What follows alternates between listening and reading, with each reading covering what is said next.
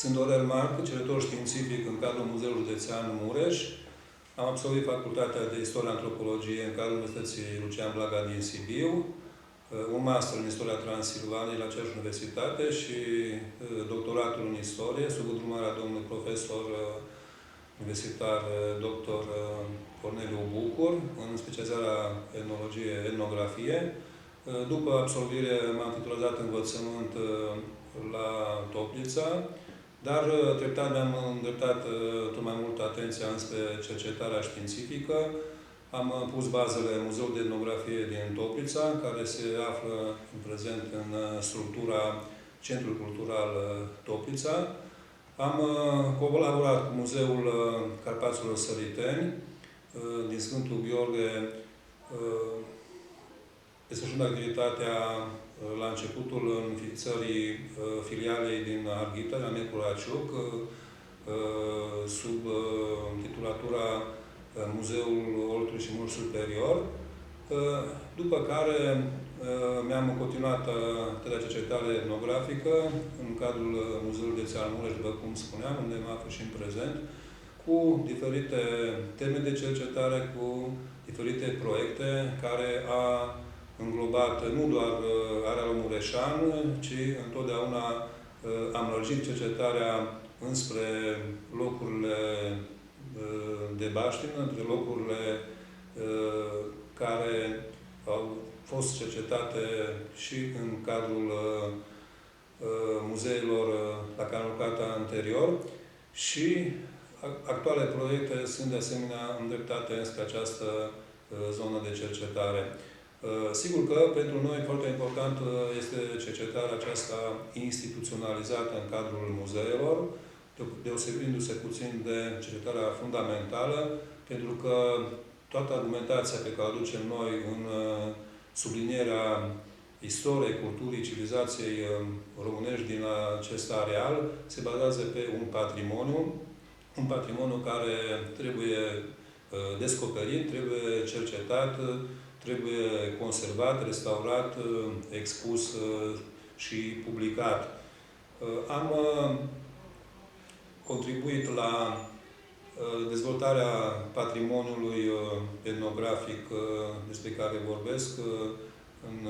toate muzeele în care am desfășurat activitatea aceasta de cercetare etnografică și totodată am căutat să dezvolt teme mai puțin abordate în arealul Harghitei, Covasnei și Mureșului, plecând de la observația că nu sunt abordate, nu sunt acoperite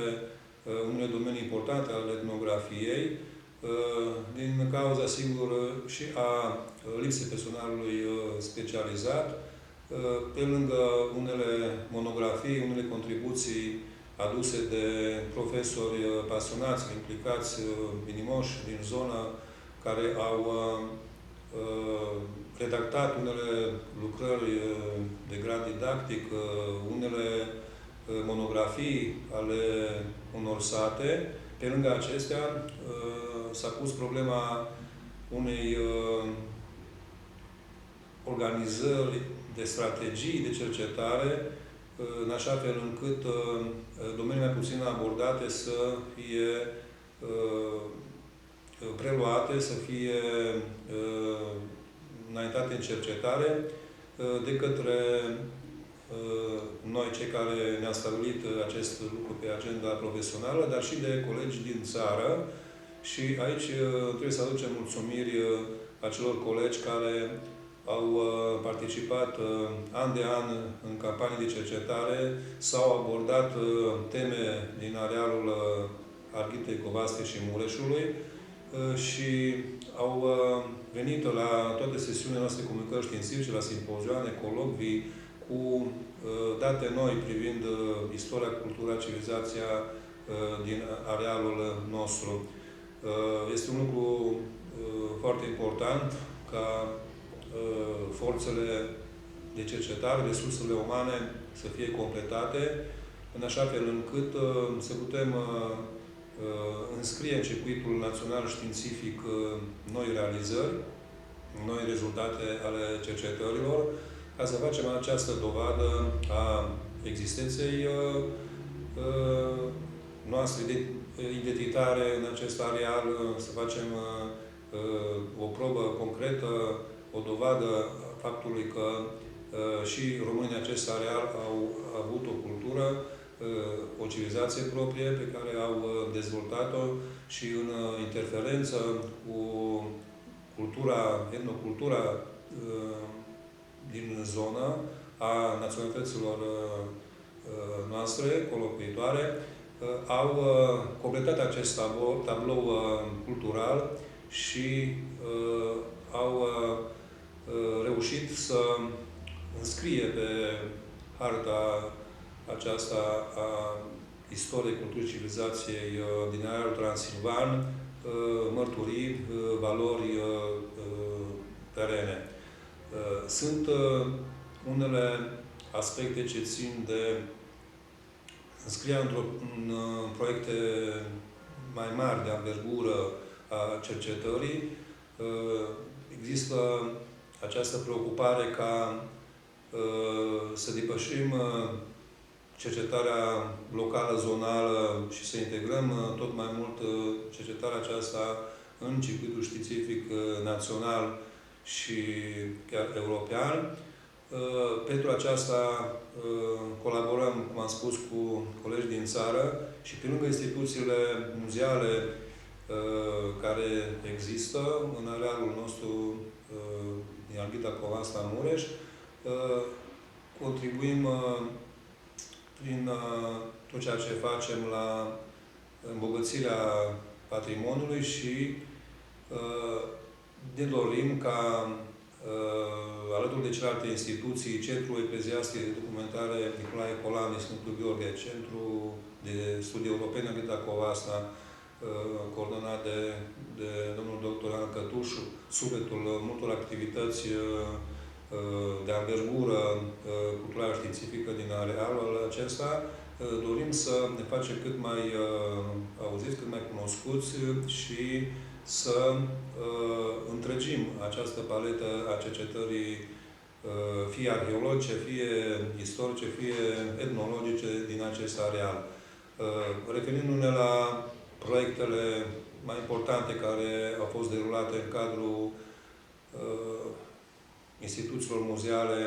în care am lucrat, fie la Muzeul din Topița, fie la Muzeul Carpaților Săliteni, fie aici la Muzeul Județean Mureș. Sunt unele proiecte, de exemplu, cel derulat, inițiat și derulat de Muzeul Carpaților Săliteni, civilizația tradițională a Sării, un proiect foarte interesant și foarte valoros, care a fost și inedit și care a adus o contribuție remarcabilă în domeniul cunoașterii științifice și muzeologice în același timp. Alte proiecte importante s-au referit la demararea unor cercetări etnologice, așa cum a fost proiectul Sate Contemporane deschideri spre Europa. Un alt proiect foarte important în care am fost implicat a fost cel